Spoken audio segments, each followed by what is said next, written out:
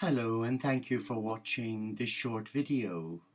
My name is Brother Sean and I'm the spiritual director and founder of the Teo community of Interspiritual Franciscans.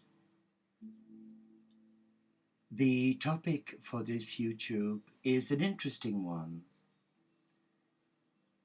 I like your Christ, but not your Christians. Who was it that said that? When I first came across that quote, I was challenged on many levels as a Catholic Christian who embraces all faiths and none.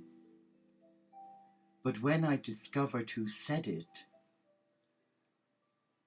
I wasn't surprised, because the person who said it is a man whom I have respected with an enormous love, a great spiritual teacher, a man who was a prophet for this generation, who demonstrated the core values of many of the world's greatest spiritual masters, including that of Jesus, the barefoot Galilean, and of course St. Francis. So any ideas who this person might be? Well, let me share it with you. It was the great Ghandi. I like your Christ, but not your Christians, because your Christians are not like your Christ. When you hear that, you immediately think of how dare he, how could he? But you know, it is a challenge.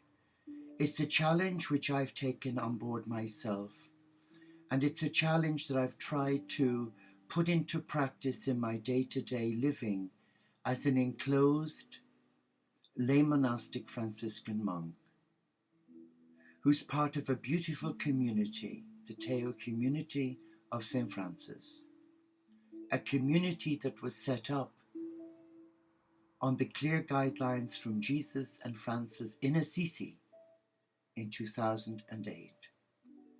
And it wasn't to become set in one's ways, it was to leave one's comfort zone and reach out to all God's children from all beliefs and none. But yes, on a practical level, as a Catholic Christian who believes in Jesus, the Son of God, but I also respect the Lord Buddha, Vishnu, Ganesh, Krishna. I have a great love for Rumi and Mia Baba and Sri Chimoy.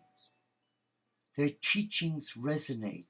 In fact, they underpin the very teachings of Jesus on the Sermon on the Mount, the Beatitudes. So why did Ghandi feel it important to say this? Well, I can only speak for myself. And whilst I am proud of my heritage as a member of the Catholic Christian community, I am equally saddened by the duplicity that comes from the Vatican. And when we were told that the present Pope, Pope Benedict, was coming to England, I was quite challenged on many levels, because I knew that he closed down the Peace Center in Assisi in 2006, March 2006. That was established by Pope John Paul II, his predecessor, who embraced all faiths in the traditional teachings of Jesus and remonstrated that of Francis. So in my heart, I was feeling uncomfortable about welcoming a spiritual leader of our church to our country who closed down that peace center. So in prayer, I was guided in charity to make contact with Vincent Nichols, who is the Cardinal-elect of Westminster and of the United Kingdom. And his reply was quite discourteous in a way, because he avoided the question, which was, why did the Holy Father close the Peace Center in Assisi to all faiths established by Pope John Paul II. And why are you reassuring us that he embraces all faiths? Because that is a contradiction. I want to embrace him as our spiritual teacher, as the leader of my church, but I'm unhappy, and I need something more than just a word of assurance. I need to be convinced. That never happened, sadly. And when he went to Assisi on the feast of St. Francis last year, I was equally disturbed when he refused to pray with all the religious leaders from the world and told them to go and pray on their own. Wow. So what message was that giving to our brothers and sisters in the Teo community who are of different faiths and none, and who come together in love? I felt very uncomfortable, and I began to realize what Ghandi was trying to say. I like your Christ, but not your Christians, because your Christians are not like your Christ. And you know, those words are so true, because religion that has no soul is like a shackle,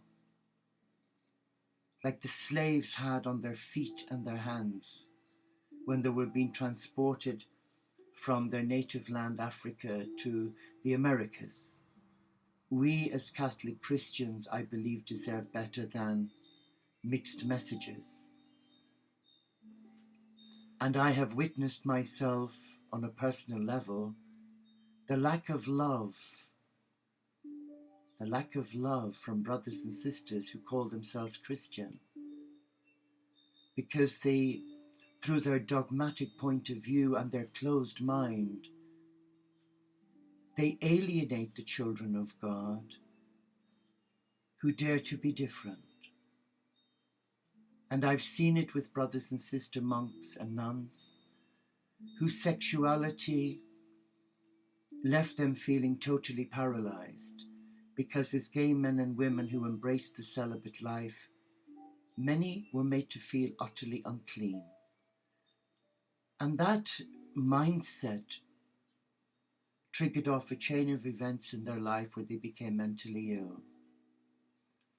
And I know that many have committed suicide because their church condemned them as sinners. Is that the teachings of Jesus to the Samaritan woman?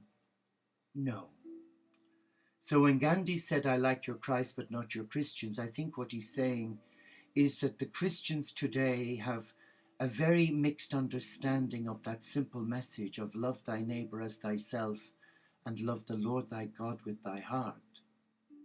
Because it would appear that religion is more about appeasing the ego and keeping up appearances, as has happened in Catholic Ireland of late, where my church has lied to the children of Ireland, who have given their might, their heart, to supporting their church. Many are left fractured and wounded because of the lack of responsibility from the hierarchy coming from the Pope in Rome.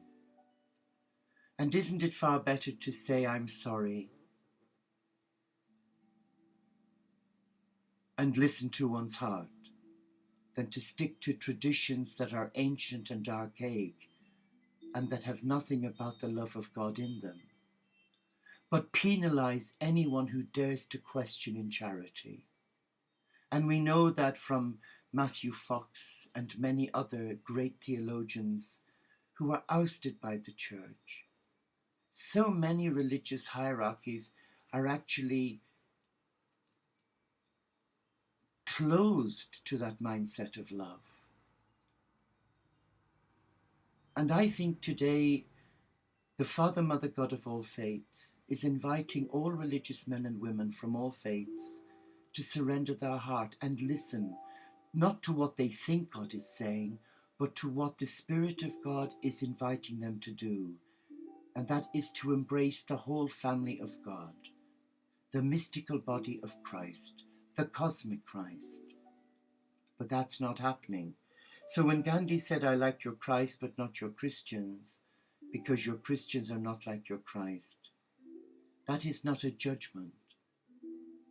That is a painful observation of misinterpreting divine love.